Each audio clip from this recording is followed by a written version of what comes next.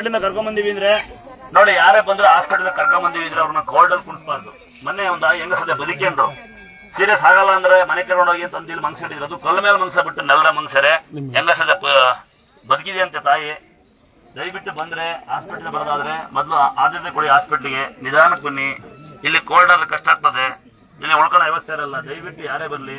ಏನಂದ್ರೆ ಈ ಇತ್ತೀಚೆಗೆ ಮುಂಚೆ ಸ್ವಲ್ಪ ರಫ್ ಆಗ್ತಿದ್ವಿ, ಸಿಟ್ ಮಾಡ್ತಿದ್ ಬಂದ್ ಜನ ಹಂಗೆ ಆಡ್ರು. ಬಟ್ ಈಗ ಯಾರು ಬೈಯಕ್ಕೆ ಮನ್ಸಾಗಲ್ಲ. ಯಾಕಂದ್ರೆ ಎಲ್ಲ ಮನೆ ಕಡೆ ತಿರ್ಗಿ ಮುಗಿತಾರೆ. ಹೆಂಗ್ ಬೈಯೋದು? ಬೈಯಂಗೆ ಇಲ್ಲ ಈಗ. ಈಗ ನೋಡಿ, ಈಗ ಬೈಯಂಗೆಲ್ಲ ಖಾಲಿ ಬಿಡ್ತಾವ, ದುಡ್ಡು ಮಾರ ಯಾರು ಕೊಡ್ತಾ ಇಲ್ಲ.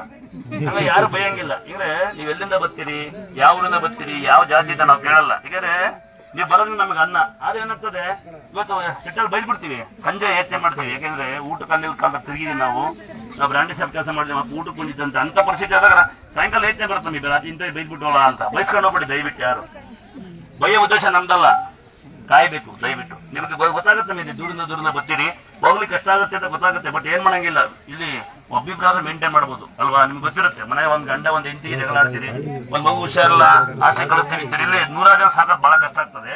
ಹಂಗಾಗಿ ಸ್ವಲ್ಪ ಸಾಕಷ್ಟು ದಯವಿಟ್ಟು. ಯಾಕಂದ್ರೆ ಎಲ್ಲಿಂದಲೂ ಕರ್ಕೊಂಡ್ಬಂದು ದೇವ್ರು ಮತ್ತೆ ವಾಪಸ್ ನಿಮ್ಗೆ ಕಳಿಸುತ್ತೆ. ಅಷ್ಟೇ ಮಟ್ಟ ಕಾಯಿರಿ. ನೋಡಿ, ಎಲ್ಲ ಹುಷಾರಲ್ಲ, ಆಗರಲ್ಲ, ಹಾಸ್ಪಿಟಲ್ ಬಂದು ಸ್ವಸ್ಥ ಇದೀವಿ ಅಂದ್ರೆ ಕಾಯ್ಬೇಕಪ್ಪ. ನೀನು ಅಷ್ಟೇ ಕಾಯ್ಬೇಕು.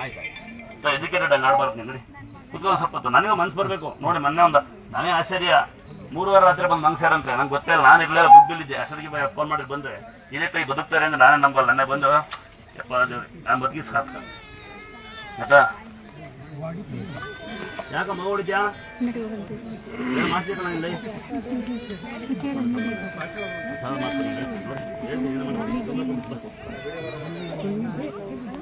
ಒಳ್ಳೆ ಬುದ್ಧಿ ಹೇಳ್ಕೊಡಲ್ಲ. ಪ್ರಸಾದ ಕೊಡ್ತೀನಿ ಅಂತ. ಇವತ್ತು ಕಾರಣಾಂತರದಿಂದ ಸ್ವಾಮಿಗಳಿಲ್ಲ, ದೂರ ಯಾರೇ. ಹಾಗಾಗಿ ಮೊನ್ನೆ ಬೆಳಿಗ್ಗೆ ಯಾರೋ ಒಂದು ಗಂಟೆ 3 ಜನ ಲೇಡೀಸ್ 2 ಗಂಡಸರು ಬಂದು ನನ್ನ ಸೆಕ್ಯೂರಿಟಿ ಅಂದ್ರೆ ಏನವ ಅಂದ್ರೆ ಸ್ವಾಮಿಯರೆಲ್ಲ ಇದಾರೆ ಅಂದ್ರೆ 5 ರಾತ್ರಿ ದೂರ ಇದಾರೆ ಅಂತೆ. ಹೆಂಗೆ ಹೋದ್ರು ವಾಪಸ್ ಹಟ್ಟಿದಂಗೆ ದೂರ ಬಂದಿರೋಂತ ಅವ್ರುವೆ ಹಂಗೆ ನೋಡ್ಕೊಂಡು ಹೋಗಿ ಬಂದಿದ್ರಂತೆ. ಸ್ವಾಮಿಯರೆಲ್ಲ ಅಂದ್ರೆ ನಾನು ಅವ್ರನ್ನ ಸೆಕ್ಯೂರಿಟಿ, ನಾನು ಸೆಕ್ಯೂರಿಟಿ ಇನ್ನಪ್ಪ ತಕ್ಕನಪ್ಪ.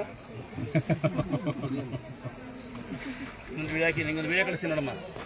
ತಿಂಗಳಲ್ಲಿ 20 ದಿವಸ ಮಗ ಬ್ರೈನ್ ಟ್ಯೂಮರ್ ಮಗ ಬದುಕಿದೆ. ಕಸ ಹೊಡೆದ ಹುಡುಗಿ ಉಳಿಸ್ಯಾಳೆ. ಹುಡುಗಿ ಚಿಕ್ಕ ಹುಡುಗಿ ಕಸ ಹೊಡೆದ ಮಗ ಉಳಿಸ್ಯಾಳೆ. ಓದ್ತೀಯ ನಮ್ಮ ಅಂಗನವಾಡಿಗೆ ಕಾಲೇಜೆಲ್ಲ ಮುಗಿತಾ? ಮುಗಿತಾ?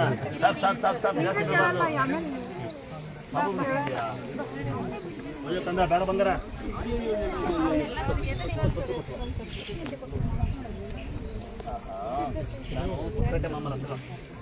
ರೂಪಾಯಿ ಅವರೆಲ್ಲ ತಗೊಂಡು ಬಿಸಾಕ್ತಾರೆ. ಏನಾರ ವಾಯ್ಸ್ ಇದ್ರು ಮಾತ್ರ ಬಂಗಾರ ಮಗ ಬದುಕ್ಬಿಡುತ್ತೆ. ಒಳ್ಳೆ ಬೆಳಲ್ಲ ನನ್ನ ತಂಗಿ ಬದುಕಿಸಿದೆ. ಒಳ್ಳೆ ಬುದ್ಧಿಯಾ ನನ್ನ ಬುದ್ಧಿ ಕೊಟ್ಟು ನನ್ನ ಬುದ್ಧಿ ಬದುಕ್ಬಿಡ್ತಾನೆ ಮಗ. ಜನ ನೋಡ್ಬಿಡ್ತಾರೆ ಬಿಡಿ ಲೈವ್ ಅಲ್ಲೇ ಒಳ್ಳೆ ಬುದ್ಧಿ ಕಟ್ಟಿದ್ದ.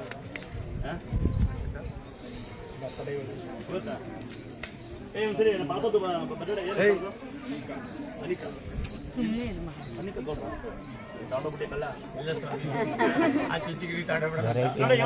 ಗೌಡ ಮಗಳು ಬರ್ತಡೇ ಇವತ್ತು. ಎಲ್ಲ ಕ್ಲಾಸ್ ಹ್ಯಾಪಿ ಬರ್ಡೇ ಶುಭಾಶಯ. ಗಿಫ್ಟ್ ಕೊಟ್ಟಿರ್ತೀನಿ, ಯಾರಿಗೆ ಹೋಗ್ಬೇಡ, ನೀನು ಕೊಟ್ಟು ವಾಪಸ್ ತಗೋ.